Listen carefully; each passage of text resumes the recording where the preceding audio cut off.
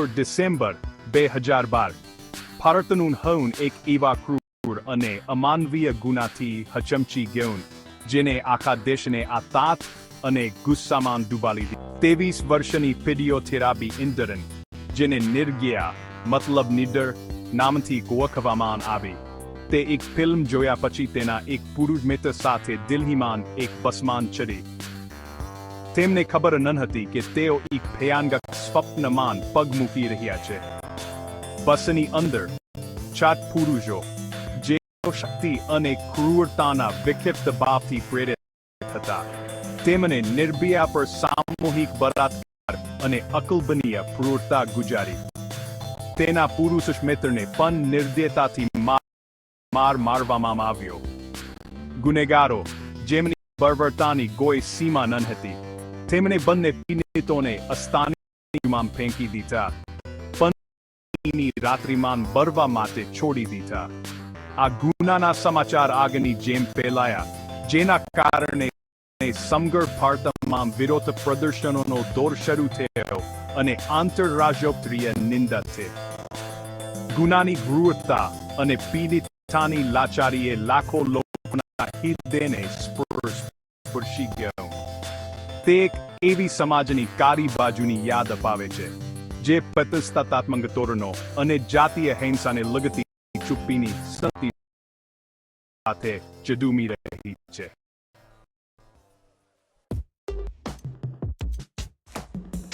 ગુનેગારો રામસિંહ મુકેશ સિંહ વિનય શર્મા પવન ગુપ્તા અક્ષય ઠાકુર અને એક ખિસકોર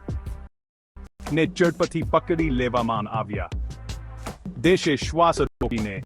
અને ગુસ્સા સાથે કાનૂની કાર્યવાહી જોઈ ટ્રાયલ જેમાં વિલંબ અને કાનૂની જટિલતાઓ હતી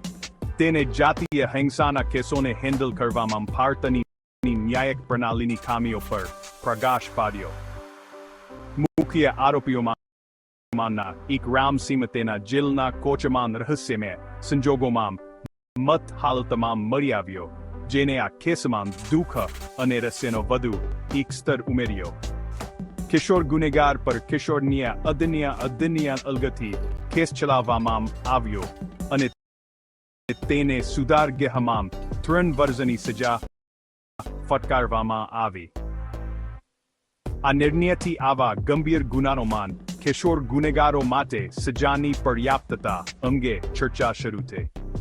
લાંબી અને કપરી કાનૂની લડાઈ પછી બાકીના 4 પુખ્ત ગુનેગારોને બળાત્કાર હત્યા અને આરોપોમાં દોષી ઠેરવવામાં આવ્યા કોર્ટે તેમના ગુનાઓની ગંભીરતા અને માનવ જીવન પ્રત્યેના તેમના સંપૂર્ણ અનાદરને ખોબકીને 4 પુરુષોને મૃત્યુદંડની સજા ફટકારી ભારતના સર્વોચ્ચ ન્યાયાલયે નીચલી કોર્ટના ચુકાદાને સમર્થન આપતા જણાવ્યું હતું કે આ કેસ દુર્લભમાં દુર્લભ કેટેગરીમાં આવે છે જેમાં સાથી ખર્ક સજાની જોગવાઈ છે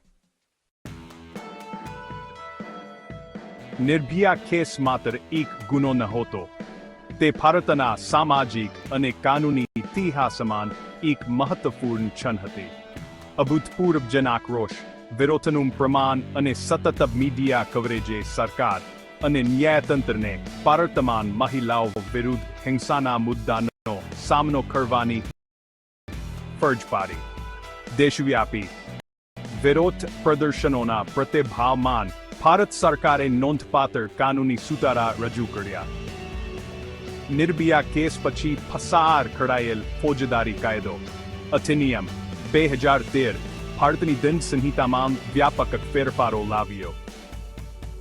બળાત્કારની વ્યાખ્યા વિસ્તૃત કરવામાં આવી મહિલાઓ વિરુદ્ધના ગુનાઓ માટે કડક સજા રજૂ કરવામાં આવી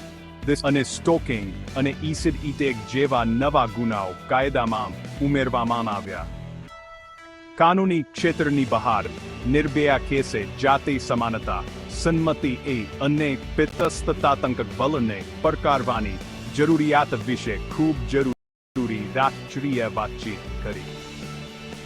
તેને મહિલાઓને તેમની ચૂપ્પી તોડવા ગુનાની જાણ કરવા અને જવાબદારી માંગવા માટે પ્રોત્સાહન આપ્યું આ કેસે પોલીસની સંવેદનશીલતા પીડિત સહાયક પ્રણાલીઓ અને જાતે સંવેદનશીલતા કાર્યક્રમોની જરૂરિયાતે પણ પ્રકાશમાન નાન ફોર્મે ગ્લોઈ નિર્ભયા કેસ જ્યારે એક વળાંક હતો તે ભારતમાં મહિલાઓ વિરુદ્ધ હિંસાના આંબિંદા મુદ્દા માટે રામબાન ઇલાજ નહોતો. કેસ પછીના વર્ષોમાં જાતીય હુમલાના નોંધાયેલા કેસોમાં વધારો જોવા મળ્યો છે, જે સાચા જાતે ન્યાય પ્રાપ્ત કરવામાં લાંબા માર્ગને પ્રકાશિત કરે છે. કાનૂની સુધારા યોગ્ય દિશામાં એક પગલું હતા, પરંતુ અમલીકરણ એક પડકાર બની રહે છે. બળાત્કારના કેસોમાં દોષિત ઠેરવવાનો દર ખૂબ જ ઓછો રહે છે,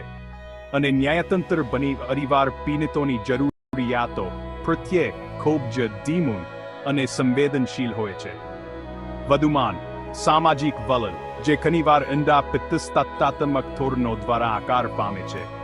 તે પીડિતને દોષ આપવાની અને ચૂપ્પીની સંસ્કૃતિને ચાલુ રાખે છે.